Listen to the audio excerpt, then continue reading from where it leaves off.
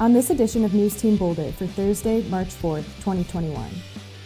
Police brace for new incidents like the one that happened last weekend.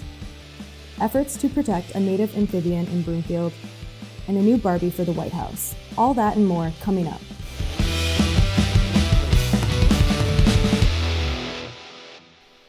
COVID-19 cases are going down in Colorado, but it's still masks on for the time being.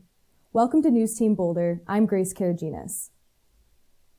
Caution gets tossed in the wind at a party on University Hill over the weekend, and the police are bracing for more with St. Patrick's Day coming up.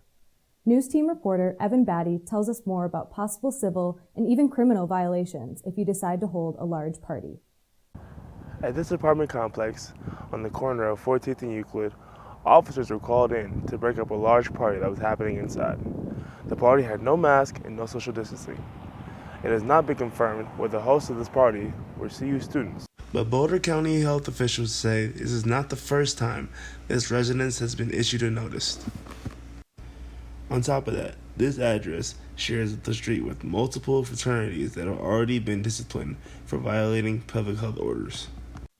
We caught up with Boulder County spokeswoman Dion Wall about the ramifications of throwing these parties. There definitely is, you can be cited under the public health order, and there's fines as well, and there's also penalties for landlords or rental companies as well. As we are approaching the full year mark since coronavirus first caused shutdowns, the issue still remains. As we move forward towards the usually celebrated holiday of St. Patty's Day, Boulder police expect to have extra patrol units on the Hill in anticipation of parties. Find out more ways you can protect yourself and our herd. The good news keeps getting better. Boulder County Public Health Executive Director Jeff Zack says that COVID-19 cases keep trending downward. There were fewer deaths in February than in previous months, and for long-term care facilities, reports of an 84% decrease in deaths as well. Boulder County remains in level yellow status, but is approaching the requirements for the less restrictive level blue. Public health officials say it's still too early to say when the status will change. Students, faculty, and staff at CU Boulder who want the coronavirus vaccine can now join a campus waitlist. By completing a vaccine eligibility and status update form, they can get notified when their turn comes up. The university is following the state's vaccine distribution guidelines, which prioritizes people who interact with students 50 years of age and older, frontline essential workers, and people who are of the ages 16 to 49 who are at high risk. All these groups would likely be eligible to receive the vaccine in late March. The governors of Texas and Mississippi are not budging on their plans to end pandemic restrictions, despite criticism from top health officials and President Biden. CNN's Martin Savage reports. In less than a week, the state of Texas will stop requiring masks, and businesses can operate without any restrictions, going against the advice of health experts. Now is not the time to release all restrictions. Every individual is empowered to do the right thing here, regardless of what the states decide. The rule changes frustrating some local leaders. It's going to lead to a lot of chaos, confusion, and conflict. And healthcare workers in Texas fearful of another dangerous surge. To say that I'm petrified doesn't even really explain the gravity and the depth of my feelings. From the Oval Office, President Joe Biden calling it a big mistake for states to lift restrictions. The last thing we need is the Neanderthal thinking that in the meantime everything's fine, take off your mask, forget it. It still matters. Texas Governor Greg Abbott's office responding to Biden's criticism, writing in a statement, "It's clear from the recoveries, the vaccinations, the reduced hospitalizations, and safe practices that Texans are using that state mandates are no longer needed. We must now do more to restore livelihoods and normalcy for Texans." And Mississippi's governor also pushing back, just hours before the state's mask mandate and business capacity limits expired last night. Given how long ago Mr. Biden was elected to the U.S. Congress, he certainly should know how Neanderthals think. Mississippians can make their own decisions. They can assess their risk. But according to Dr. Anthony Fauci, from a public health standpoint, is ill-advised.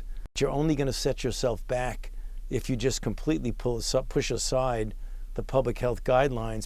And health experts say it's key to wait for more people to get vaccinated and have a lower number of new coronavirus cases before removing pandemic restrictions. A reality seemingly in reach as the Johnson & Johnson coronavirus vaccine continues to arrive across the country. I would just plead with people, just give it another month or two. Let us get as many people vaccinated. Let's control this new variant before we start to relax on mask wearing and these other measures. The CDC is expected to release guidance soon, outlining safe activities for those who are fully vaccinated. The agency will continue to ask people to limit small gatherings inside their homes with other fully vaccinated individuals, as well as wearing masks and maintaining distance in public. Coming up, a lake in Broomfield gets treatment to save an amphibian species. And later, Barbie in the White House.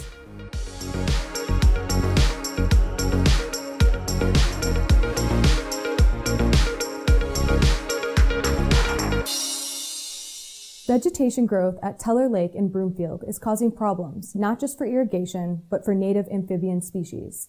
I visited the lake this week to find out what's being done.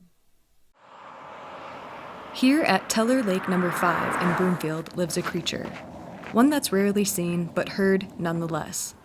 This little guy eats mostly insects, algae, worms, even snakes, and lives in this marshy lake area.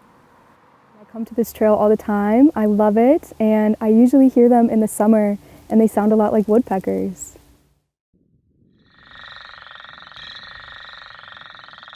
You mean like that?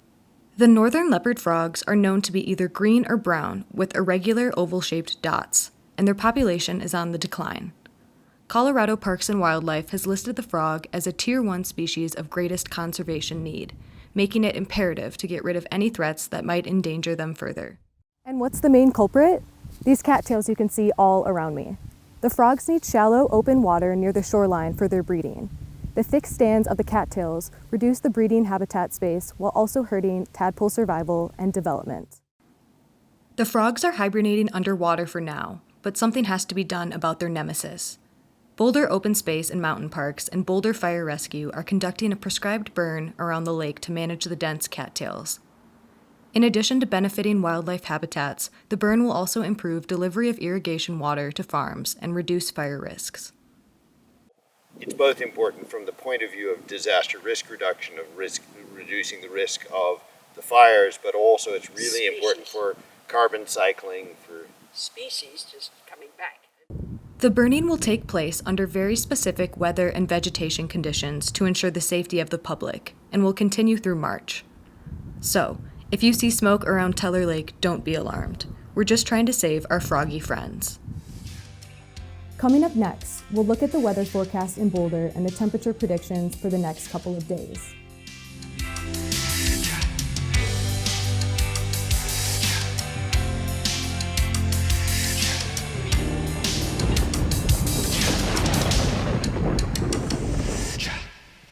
After a beautiful past couple of days, we see temperatures drop again here in Boulder. We're looking at a high of 44 today with rain that is likely before 1 p.m. Chance of precipitation is 90% and winds could gust as high as 17 miles per hour. It's going to get a little bit more cloudy during the early evening, and then later tonight, rain and snow are likely with a low of 28. Looking more broadly at Colorado, you can see Fort Collins, Boulder, and Denver are all staying above freezing, so if it does decide to snow, it will melt fairly quickly. More south of Denver, temperatures are dropping a bit more due to a north wind, which could lead to more snow. And then looking farther west, the temps are looking in the mid-40s with a high of 52 in Grand Junction. Tomorrow in Boulder, it's going to be sunny with a high of 57, so that will feel nice leading into the weekend. It will stay mostly clear at night with a light wind and a low of 29. Over the next couple of days, we'll see it continue to stay warm, so it's going to be a gorgeous weekend. Saturday will be mostly sunny with some clouds and a high of 61 and a low of 35. Sunday is looking at a high of 61 again and a low of 34 with clear skies. And then Monday is looking similar to Sunday with temperatures in the 60s during the day and in the 30s at night. Coming up next, Democrats push for a new monument at the Capitol, and a toy company honors a historic figure in the White House.